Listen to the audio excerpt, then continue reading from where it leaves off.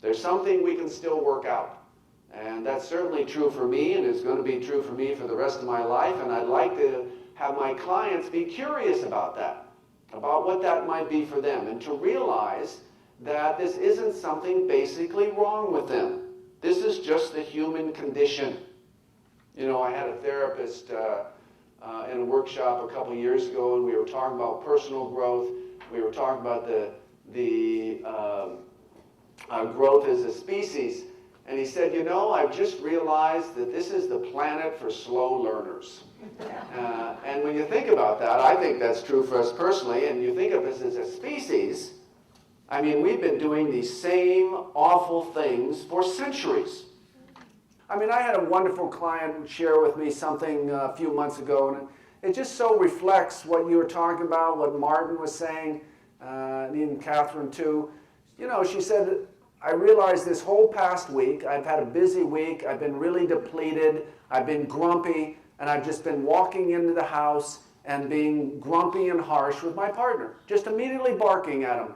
Now, you know, that behavior, we think it's intentional.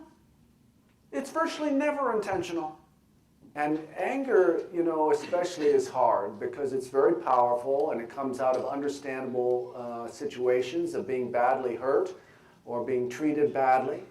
But the truth of it is that, well, let's just put it this way. There's a saying in the Eastern traditions that the angry man is the man who picks up a burning log to hit somebody else.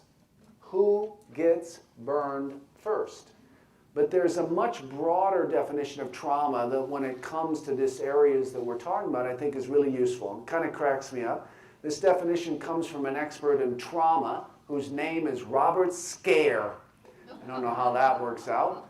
But his definition for trauma is this: a threat to the system in a relative condition of helplessness.